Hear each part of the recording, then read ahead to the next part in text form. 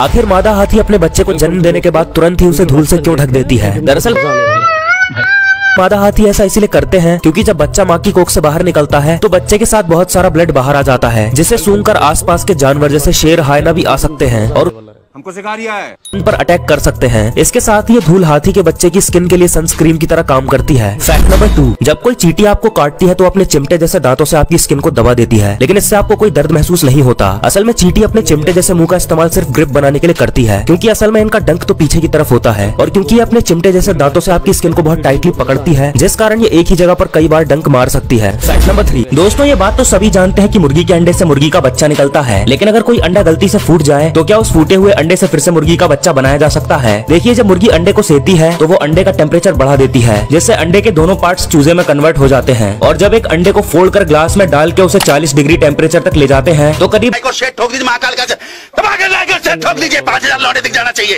ये 4,000 के लिए मैं यहाँ पे नहीं खड़ा हूँ।